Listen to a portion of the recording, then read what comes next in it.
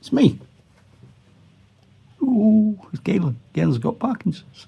You see, you thought that was a right big spider, didn't you? And then I do that. And it's not really that big a spider. I'm going to finish the big spider. And I'm going to do it before your very eyes. I've got my tea. Got everything I need. I think I've got him in a good position. If I don't touch the camera, which is balanced on 3 different things at the moment, we might survive this. I've got lights all over the place. I'm blinded because I've spot welded me retinas with the light that I've got on the camera. I've ordered 3 completely different camera holders and light holders. So I'm hoping sometime next week I'll have a whole array of plans. But you never know, do you? So, looking at the figure, this is how we left him after the second video. I finished the baby spider on a short, speeded up one. He's over there somewhere, fighting off aliens. So, let's have a look. What am I going to do with him? Right. Okay. Right. So, first thing I'm going to do, and I'm thinking about sort of hacks and hints and tips. I can't see my water bottle because that's the other side of this, the other side of the light. I'm going to put water, just water, in those crack areas there. Right. So I've just put some water in there. Now I'm going to use Nuln Oil. If I can get the top off. There's some Nuln Oil. Now my theory is that because I'm probably not going to be very good at getting where I want it to, if I put the Nuln Oil at the top and just keep putting it there and overloading it, it should, in time, take itself into where the water is. A bit more water. So I'm not putting the paint on here. I'm just putting water on here, which I hope and pray is allowing the ink to follow it. Which means I can't get paint on things because I'm not putting paint on things. I'm putting paint into water. If the water is pooled in certain places, that's where the paint's going to go. Same here.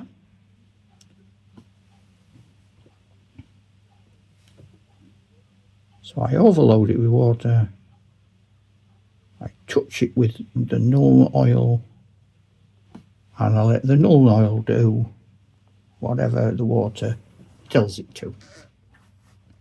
And I can do that in numerous places. So on this joint here, and on that joint there, excuse me, overload it with water. Force the water to travel. I might have a cuppa in a minute. This is a good technique on vehicles. If you're painting a vehicle and you want to paint some rust,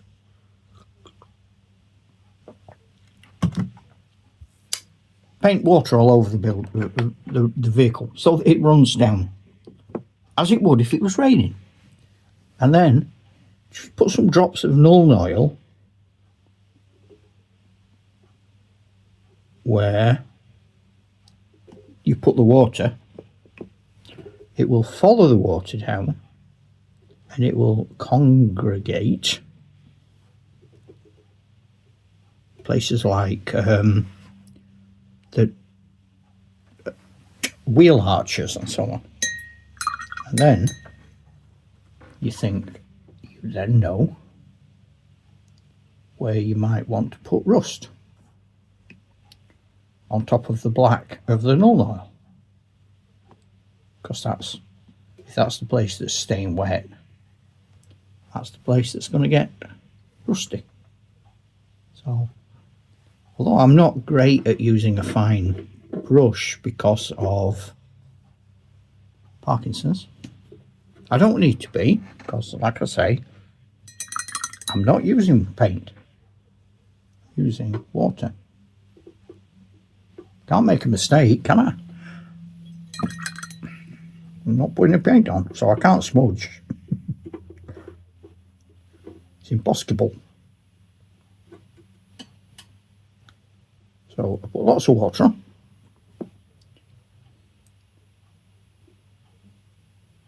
Little blobs of Nuln Oil.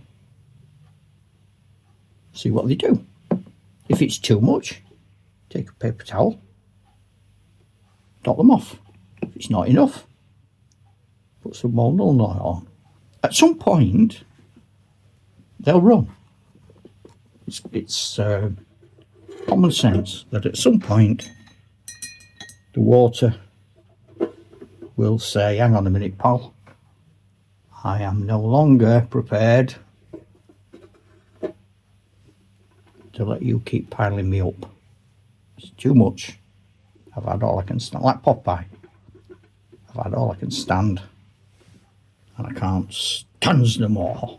Now, so let's have a look on his back here. Now, I did have this bright idea yesterday, those of you who watched that, of perhaps adding some blue on his back. It is sort of very, very spotty. So it's a different texture to his hairy bits. So what I'm going to do, same principle, I'm going to drown this baby. Absolutely drowning it. And I'm going to use, Night Haunt Bloom. Lost the ability to read. Put my water on. Again, so what you could do, I suppose, if you can find a paper towel amongst all the junk, get a tiny bit of paper, just dab him, and that will take the water off the dots. And hopefully, because you've taken the water off the dots, it won't stick on the dots. It'll go around. So this is what happened to me yesterday. I was shaking so much I ended up dotting it.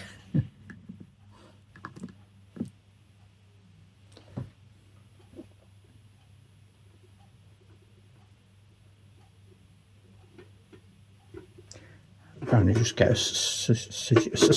suggestion of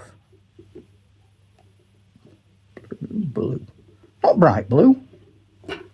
I know some spiders, you can put, some people like a mega blue on them, don't they? That's what I want it to be, it's like a blue black, really, I think. And often what I find as well, and I don't know if it's a tip, a hack, what it is, quite often it's a good idea to paint your figure, and then whatever happens, tell yourself that that's what you wanted. So, I wanted it like that. Now the body now, it looks a bit flat, so I'm going to get a mastic brush, and I'm going to just soak the body. I'm going to be ashamed at how much water I'm going to put on here. I'm going to absolutely drown it. There we go. And then I'm going to get my wild wood, because it's a sort of darker brown in my head, and I'm going to, are you still there? Where's the spider gone? I've lost him. He crawled off. Just going to go down there. I'm going to keep doing it.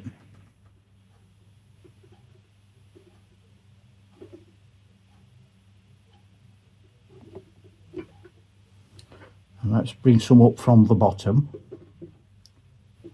My suspicion is that it would be darker down there. Same on this side. Have you got a good view? So I come down here.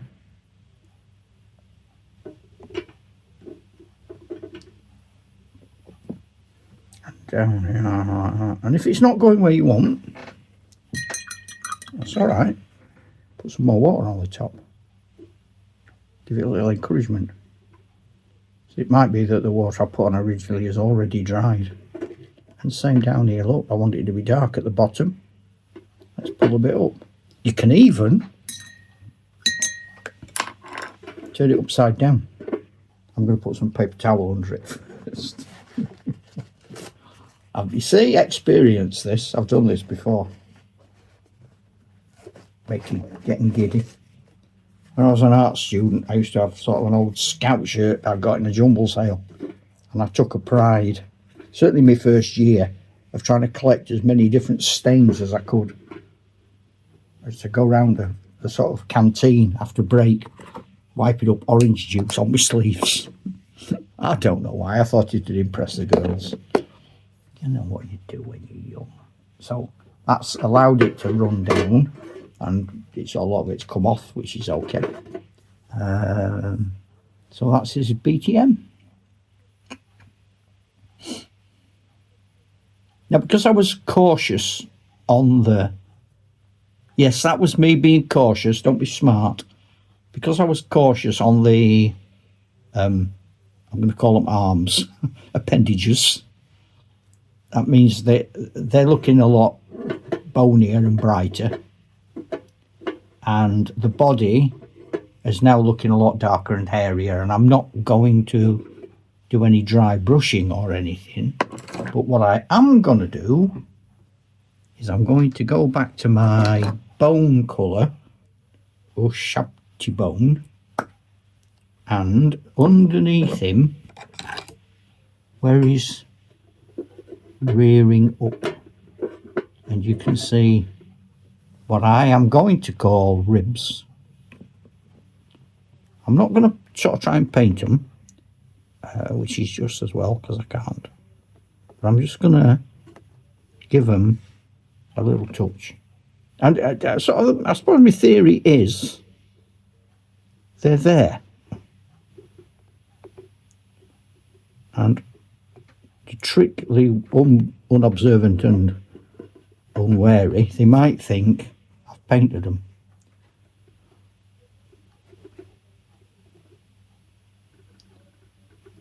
I wish I could show you this better, but I can't, because if I move it, it's all going to go to pieces. Right, that's that.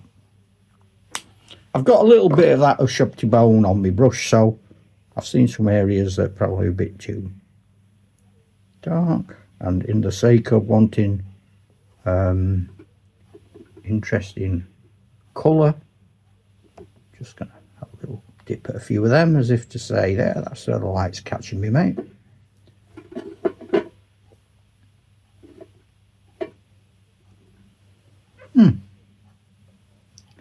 And I'm going to paint, final thing, I'm pretty sure the final thing is going to be his choppers, his teeth. Because they're tiny. And I think they probably deserve to be highlighted.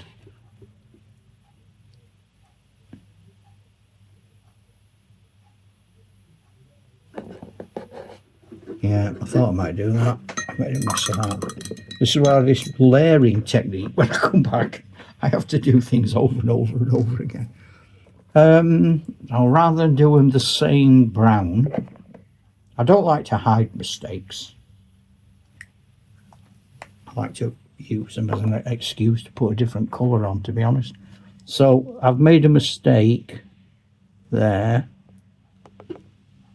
and I've gone for a much sort of tanner type brown, which I really am just stroking on there in terror that I'm going to touch his other gnashers, and I haven't done, so that's nice. And typically I said that was the last thing, but it's not going to be, because I've now decided, just for artistic sake, that where I had these yellow eyes, I'm just knocking the paint pot over, steady the buffs, steady the buffs. I'm going to try, this is where it all comes unstuck. Why do I do this? Just stop. You're not 60 anymore. You can't do these fancy things that these young chaps can do. I want to put little dots on his eyes. I did one. Hang on. I've done one. I've done two. Done three. I've done four. Stop. Stop. Let me show you that. I'm dead chuffed. That's what you see when you're good at painting and you're young and firm buttocked. Everything's really exciting, and you get excited about stuff that's good. I get excited about doing that. Giving him some little eyeballs. Hang on, you see? I can't tell what you can see because the light's in my eyes. Now, what needs to happen next is, first of all, let me put a soldier by him.